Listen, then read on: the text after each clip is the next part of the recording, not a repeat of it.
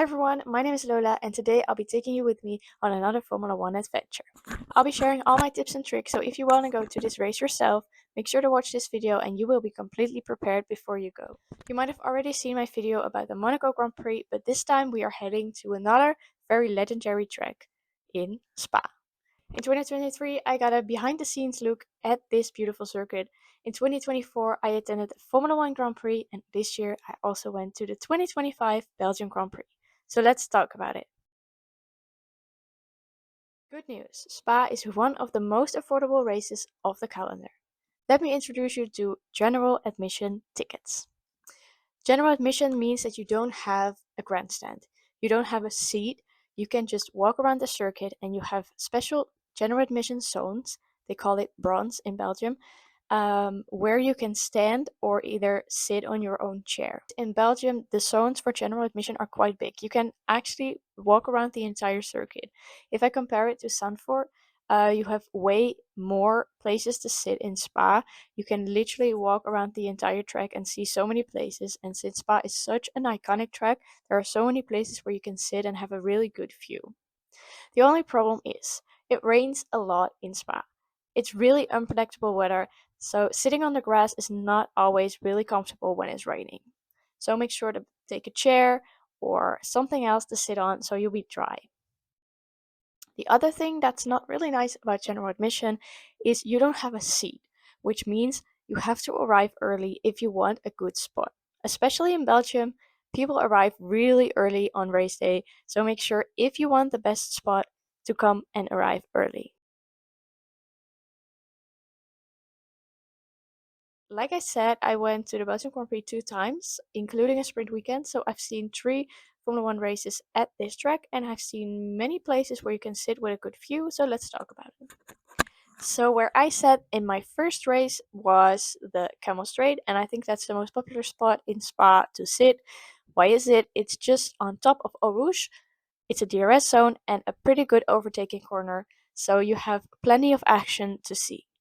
But since it's so popular, you do have to arrive early to find a good spot. So this year I went for a different destination, which was on the last corner of the circuit.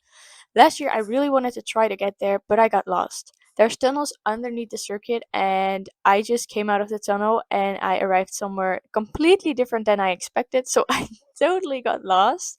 But like I said, in Spa, every spot is good to see, so it wasn't such a big problem. But this year I tried it again. I tried again to get to the last corner and I couldn't find it. I got lost again. I saw on TikTok that I wasn't the only one who couldn't find the spot, but in the end, on sprint day, I decided to try one more time and I found it. And it was such a good spot. We had a little bit of a view of Eau Rouge, but most importantly, the last 2 corners, a little bit of the grid, and you're just really close to the start, even though you can't see it. It feels like you're literally a few meters away from the start. Plus, there is lots of food, toilets, and a screen right in front of you. So I would say it's a perfect spot. It isn't that busy because I think a lot of people can't find it, and it might not look comfortable. I think we've all seen the images where you see people sitting on the mountain, and that's exactly where I sat. And yeah, like I said, I really like it and I would recommend it. And the trees also protect you a little bit of the rain, but nothing protects you from the rain in Spa. But those 2 places I would definitely recommend. But like I said, there are more places in Spa where you can just sit and you can even stand close to Eau Rouge, but there are no seated places close to Eau Rouge. But so many places you can choose from, and especially compared to Monaco or Zandvoort where I've been, um, the general admission zone is really big, and place there's plenty places where you can sit. Let's talk about the tickets. So I've been talking about the general admission tickets, but what do they cost? For a 3-day weekend in Belgium, you will be paying 265 euros. Yes, it's a lot of money, but for a Formula 1 race weekend, it's definitely affordable. For normal grandstands, you would definitely pay like 200 euros each day. So 265 euros is like 80 euros each day, and that's really affordable for a Formula 1 race. And like I said, plenty of places to watch the race. So food at the circus can be really pricey, and in Belgium it's also really pricey, just like every race. But the good news is you can take your own drinks and food. So I would definitely recommend doing that. So let's talk about the location and Spa itself. On TikTok, you see a lot of videos talking about parking and getting stuck in traffic and getting stuck in the grass because of the rain. And my experience in the parking in Spa is that it was my first year. I didn't really have problems. The only problem we had on Sunday race day is that we couldn't get on the highway. They closed it. We couldn't go there, so we had to go through different roads to get back home, and that took quite a while. But it wasn't that big of a problem. This year we did have a problem. We were stuck at the parking lot on Sunday for 2 hours. And the thing is, we didn't move an inch. For 2 hours, no car had moved. And there was literally nothing happening. And everyone's looking like, where do we get out? How do we get out? Why are we stuck? And that took us 2 hours. Then the car started driving, but it was really slow. Again, they closed the highway, so we were stuck in traffic for 2 other hours. And I think it took us like 4 hours in total, and we slept in the Netherlands, so it was gonna be like 15 minutes to get home, and it took us 4 hours. So, yes, the parking is difficult sometimes. But the other days we didn't have any problems.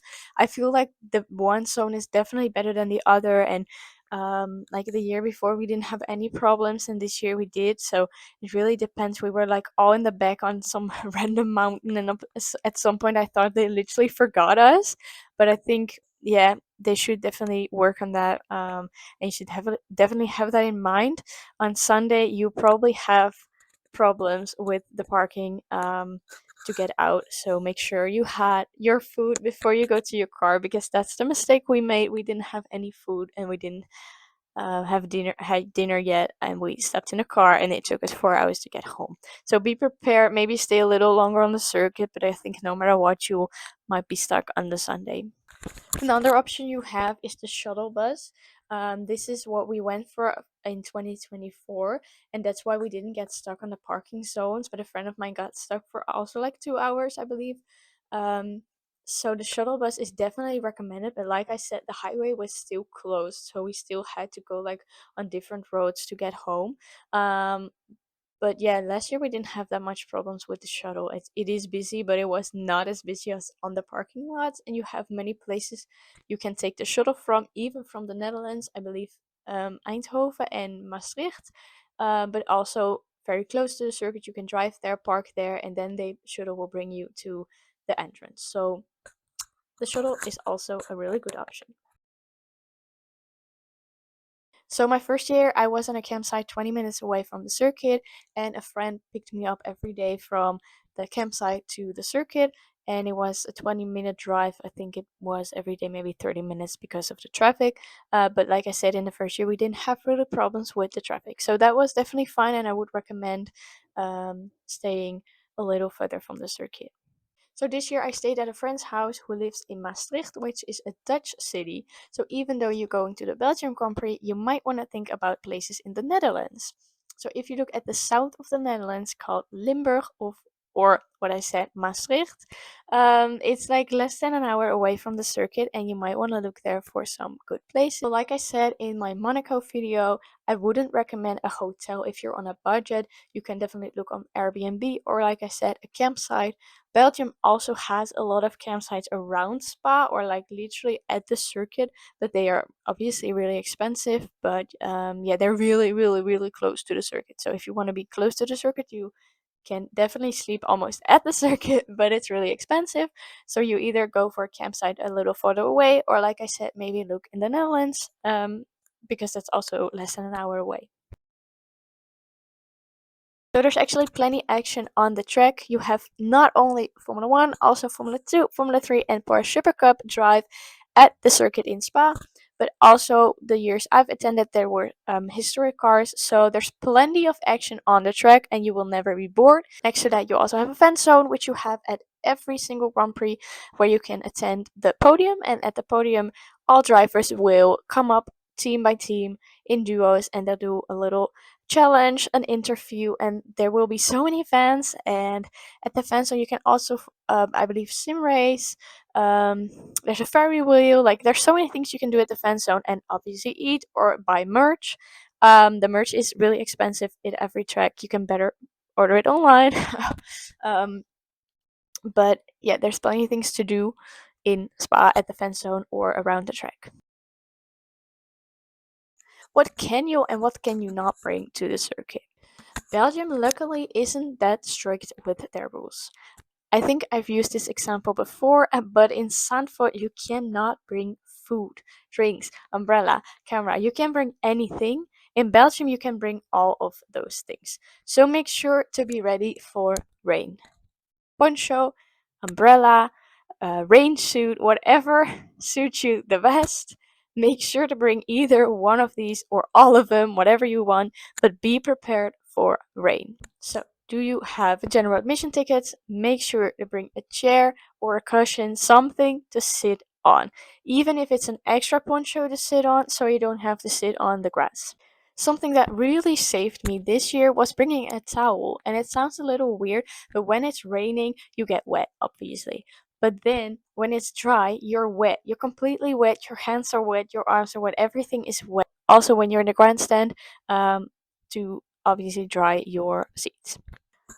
But it's not only rainy in Spa, the weather in Spa is so unpredictable that you should also be prepared for the sun. Because if it's out, you need to protect yourself by sunscreen, sunglasses, a hat, whatever you need to protect yourself for the sun. So, something that's actually really fun in Spa is that you can bring your own camera and you can practice taking photos. You can do it for fun or, yeah, whatever reason you want it for your Instagram. I really enjoyed bringing my camera. I only took it one day, I believe on Friday, because the other days it was gonna rain and I didn't want to take the risk. Something I also would want to recommend, which I also did in Monaco, is this camera, which you put on your phone, and then you can zoom in on the track or on the podium, which is pretty cool. Oh, and what I forgot to say is the tickets that I had with general admission, my place at the last corner, you could also see the podium. So that's also why I would recommend the last corner. I totally forgot to say it, but I got to zoom in, and this was the result.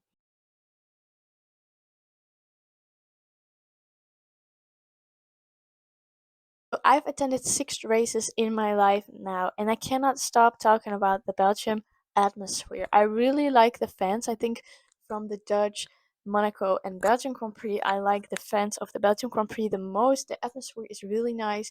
There's not like one driver or one team that is most loved. You see so many different fans from McLaren, Ferrari, Red Bull, but also Haas, Steak Sauber. Like there's so many fans around there, and everyone accepts each other, and it's really nice to see the atmosphere in Spa. You can also really see the passion. From the people itself. I think I've made this example before, but in Zandvoort, the Netherlands, it's more like a festival vibe, and everyone is like vibing and dancing. And in Spa, it's more like you can really see the passion of the fans, and I really love to see that every year, because everyone is so passionate. The downside of going to the Belgium Grand Prix. So going to a Grand Prix always has downsides. Even though it looks perfect and amazing on social media, it's always physically really heavy. So I've attended 6 races and they've all been really heavy physically. So if you're physically not healthy or you cannot walk quite a lot, I would, even though it's such a good event to attend, I wouldn't recommend going to the Belgium Grand Prix. So it's a lot of uphill. So when you go from like specific parking zones to the circuit, you have to walk quite a lot, and it's uphill. Also, if you want to go around the circuit, it's the longest circuit of the calendar, so it will take a while to see some places. And like I said, I got lost a few times, and that really took me so much time and energy. That we decided to just stay where we got lost and not go back because it's such a long circuit. Also, if you want to go to the fan zone, it's down at Eau Rouge. So if you want to go back up, you do have to walk quite a bit. So it's physically really heavy. So another downside is obviously the weather.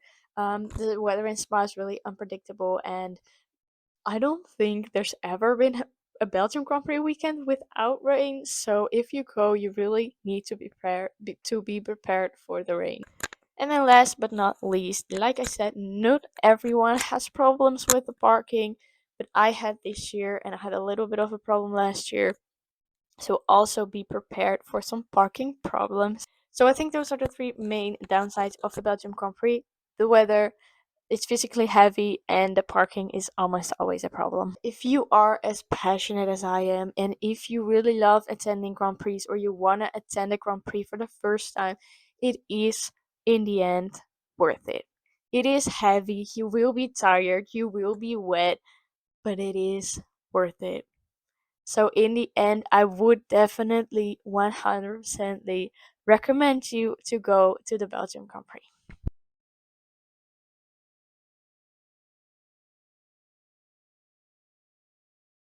So that's it for today. Make sure to subscribe because next video I'll be talking about how I got these passes, how I got onto the Formula 1 paddock, had a garage door with McLaren and Aston Martin, and how my dream got true. So if you want to hear more about that story, make sure to follow Racing Media Girls on Instagram. Subscribe because the next video will be about the Dutch Grand Prix and my paddock passes. Thank you so much for watching this video. If you have any more questions about the Belgium Grand Prix, the Dutch Grand Prix, or even the Monaco Grand Prix, make sure to send a DM to Racing Media Girls or comment here down below. And I really want to thank you for watching this video. And like I said, make sure to subscribe because next time I'll be talking about my VIP experience in Zandvoort. Oh, and before you leave, make sure to watch Racing Media Shop, our own merchandise shop, where we create Formula 1 merch for your daily life. Bye bye!